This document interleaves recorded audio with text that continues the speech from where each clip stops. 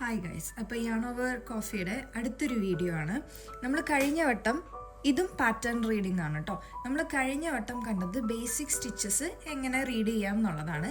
ഇനി നമ്മൾ ഒരു പാറ്റേണിനെ ഷേപ്പ് ചെയ്യാൻ അല്ലെങ്കിൽ ടെക്സ്ചർ ചെയ്യാൻ യൂസ് ചെയ്യുന്ന കുറച്ച് മെത്തേഡ്സ് അതിനെങ്ങനെ റീഡ് ചെയ്യാം എന്നുള്ളതാണ് നോക്കുന്നത്. അപ്പോൾ ബാക്ക് ആൻഡ് ഫ്രണ്ട് ലൂപ്പ് ഉള്ളി എന്ന് പറയുന്നത് നമ്മൾ യൂസ് ചെയ്യുന്നത് ടെക്സ്ചർ ഫോം ചെയ്യാൻ വേണ്ടിയിട്ടാണ്. അതായത് നോർമൽ സ്റ്റിച്ചിനേക്കാളും നമ്മളിങ്ങനെ ഒരു വി ആയിരിക്കുമല്ലോ നമ്മുടെ സ്റ്റിച്ച്, ഇങ്ങനെ ഒരു വി ആയിരിക്കും നമ്മുടെ സ്റ്റിച്ച്. ഈ സ്റ്റിച്ചിൻ്റെ ഇത് ഫ്രണ്ട് ലൂപ്പും ഇത് ബാക്ക് ലൂപ്പും ആണെന്നുണ്ടെങ്കിൽ നമുക്ക് ഫ്രണ്ടിൽ കൂടെ മാത്രം ചെയിൻ, അതായത് നമ്മൾ സാധാരണ ചെയ്യുന്ന സ്റ്റിച്ച് എന്ന് വെച്ച് കഴിഞ്ഞാൽ രണ്ട് ലൂപ്പിൻ്റെയും അടിയിൽ കൂടെയാണ് നമ്മൾ പുള്ള് ചെയ്യുക, യാൺ പുള്ള് ചെയ്യുക. അതിന് പകരം ഫ്രണ്ടിൽ മാത്രം പുള്ള് ചെയ്യാം അല്ലെങ്കിൽ ബാക്കിൽ മാത്രം പുള്ള് ചെയ്യാം. അത് ഏത് സ്റ്റിച്ചിനെ, ഏത് ബേസിക് സ്റ്റിച്ച് വെച്ചിട്ട് വേണമെങ്കിലും ബാക്ക് ലൂപ്പും ഫ്രണ്ട് ലൂപ്പും ചെയ്യാം.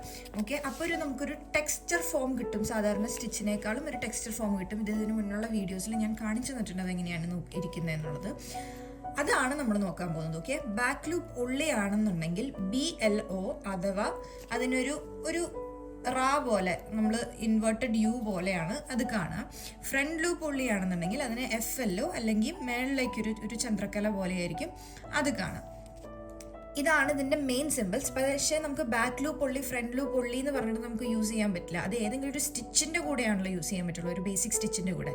അപ്പോൾ അതിനെ നമ്മൾ സ്റ്റിച്ചിൻ്റെ ശരിക്കുമുള്ള ഇതിലേക്ക് അറ്റാച്ച് ചെയ്യും. അതായത് ഡബിൾ ക്രോഷ്യ എന്ന് പറയുന്നത് റെപ്രസെൻ്റ് ചെയ്യുന്നത് ഇങ്ങനെ ഒരു പ്ലസ് ആയിട്ടാണ്, നോർമലി ഒരു പ്ലസ് ആയിട്ടാണ് റെപ്രസെൻ്റ് ചെയ്യുക. അതിൻ്റെ ബാക്ക് ലൂപ്പ് ഉള്ളി ആക്കണം എന്നുണ്ടെങ്കിൽ അതിൻ്റെ അടിയിൽ ഇങ്ങനെ ബാക്ക് ലൂപ്പ് ഉള്ളിയുടെ ചിഹ്നം, അതായത് അതിൻ്റെ സിമ്പിൾ കൊടുക്കുക. സെയിം തന്നെ ഫ്രണ്ട് ലൂപ്പ് ഉള്ളി, ഇതൊരു ട്രബിൾ ആണ് ചെയ്തിരിക്കുന്നത്. ഇത് തന്നെ ഹാഫ് ട്രബിൾ ആണെന്നുണ്ടെങ്കിൽ ഹാഫ് ട്രബിളിൻ്റെ ശരിക്കുമുള്ള സിമ്പിൾ ഒരു T ആണല്ലോ. അപ്പോൾ അതിൻ്റെ ബാക്ക് ലൂപ്പ് ഉള്ളി ആണെന്നുണ്ടെങ്കിൽ നമ്മൾ ജസ്റ്റ് ബാക്ക് ലൂപ്പ് ഉള്ളി എന്ന് ഇങ്ങനെ വരും. അത് തന്നെ ഫ്രണ്ട് ലൂപ്പ് ഉള്ളിയാണെന്നുണ്ടെങ്കിൽ നമുക്ക് നേരെ തിരിച്ചുള്ളതും വരും. ഓക്കെ, ഈ ഒരു സിമ്പിൾ അറ്റാച്ച് ചെയ്ത് വരും. ഇങ്ങനെയാണ് ഓരോന്നിനും, ഓരോ ബേസിക് സ്റ്റിച്ചസിനും, എല്ലാ ബേസിക് സ്റ്റിച്ചസിനും നമുക്ക് ഇത് വെച്ചിട്ട് ബാക്ക് ലൂപ്പ് ഉള്ളി, ഫ്രണ്ട് ലൂപ്പ് ഉള്ളി വെച്ചിട്ട് ചെയ്യാൻ പറ്റും.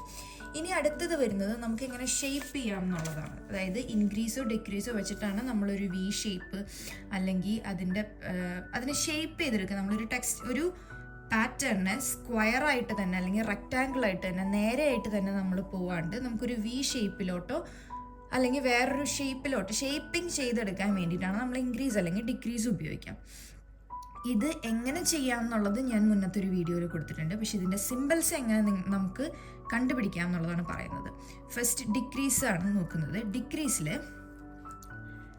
ഡിക്രീസും ഇൻക്രീസും ഈ ബാക്ക് ആൻഡ് ഫ്രണ്ട് ലൂപ്പും നമുക്ക് ഒറ്റയ്ക്കൊരു സിമ്പിളായിട്ട് കൊടുക്കാൻ പറ്റില്ല. പകരം നമുക്കൊരു സ്റ്റിച്ചിൻ്റെ കൂടെ, ബേസിക് സ്റ്റിച്ചിൻ്റെ കൂടെ അറ്റാച്ച് ചെയ്തിട്ട് നമുക്ക് എഴുതാൻ പറ്റത്തുള്ളൂ. അപ്പോൾ ഒരു സ്റ്റിച്ചിൽ ഐദർ 2 സെയിം സ്റ്റിച്ച് വരാം, ഒരു സ്റ്റിച്ചിൽ 3 വരാം, ഒരേ ചെയിനിൽ 4 വരാം. അങ്ങനെ എത്ര വേണമെന്നുണ്ടെങ്കിലും നമുക്ക് ഇൻക്രീസ് ചെയ്യാൻ കൊടുക്കാം. അതേപോലെ തന്നെ 2 ലൂപ്പ് വേണമെങ്കിൽ ഡിക്രീസ് ചെയ്ത് ഒരെണ്ണമാക്കാം, 3 ലൂപ്പ് വേണമെങ്കിൽ ഡിക്രീസ് ചെയ്ത് ഒരെണ്ണമാക്കാം.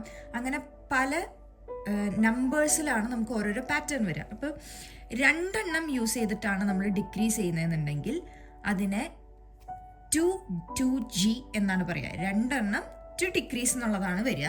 പക്ഷേ നമ്മളിവിടെ യൂസ് ചെയ്യുന്ന സ്റ്റിച്ച് ഡബിൾ ക്രോഷ്യ ആയതുകൊണ്ട് ഡബിൾ ക്രോഷ്യയുടെ ചിഹ്നം, ഡബിൾ ക്രോഷ്യയുടെ നൊട്ടേഷൻ അവിടെ കൊടുക്കും. അതായത് DC 2G എന്ന് കൊടുക്കും. ഇതിപ്പോൾ നിങ്ങൾക്ക് നോക്കിക്കഴിഞ്ഞാൽ മനസ്സിലാക്കാം. അതായത് 2 ഡബിൾ ക്രോഷ്യ ഒരൊറ്റ സ്റ്റിച്ചിലേക്ക് ആക്കുന്നതായിട്ടാണ് ഈ ഒരു സിമ്പിൾ.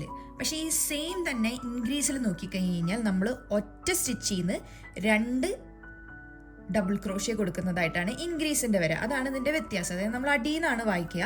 അപ്പോൾ 2 ഡബിൾ ക്രോഷ്യ ഒരൊറ്റെണ്ണാക്കി, അതാണ് ഇവിടെ പറഞ്ഞിരിക്കുന്നത് DC 2 എന്ന് പറഞ്ഞിരിക്കുന്നത്.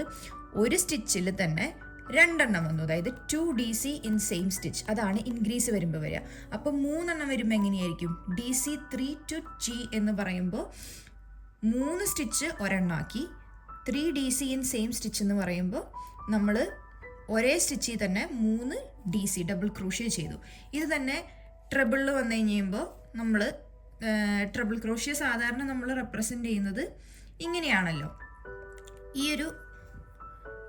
ഈ ഒരു സിമ്പിള് 2 ഒരെണ്ണമാക്കി എന്നുള്ളതാണ് കാണിക്കുന്നത്. അപ്പം ഞാൻ പറഞ്ഞതുപോലെ back and front loop texture form ചെയ്യാൻ വേണ്ടിയിട്ടും ഇൻക്രീസ് ആൻഡ് ഡിക്രീസ് ഷേപ്പിങ്ങിനും വേണ്ടിയിട്ടാണ് ഉപയോഗിക്കുക. ഈ 2 ടൈപ്പ് ഓഫ് സ്റ്റിച്ചസും നമുക്ക് എല്ലാ ബേസിക് സ്റ്റിച്ചിലും ചെയ്യാം. അതായത് ഡബിൾ ക്രോഷ്യ മുതൽ ക്വിൻറ്റിപ്പിൾ ട്രിപ്പിൾ വരെയുള്ള എല്ലാത്തിലും നമുക്ക് ചെയ്യാം പല പല ടെക്സ്ചേഴ്സ്. അപ്പോൾ അത്രയധികം സ്റ്റിച്ച് നമുക്ക് ഉണ്ടാക്കാൻ പറ്റും ഈ ഒരു 5-6 ബേസിക് സ്റ്റിച്ചസ് നമുക്ക് അറിഞ്ഞു കഴിഞ്ഞാൽ. ഓക്കെ, അപ്പോൾ അത്രയേ ഉള്ളൂ ഈ ടെക്സ്ചറിങ് ഓർ ഷേപ്പിങ്ങിനെ പറ്റിയിട്ട്. എന്തെങ്കിലും ഡൗട്ട് ഉണ്ടെങ്കിൽ താഴെ കമൻറ്റ് ചെയ്യുക. Thank you so much for watching.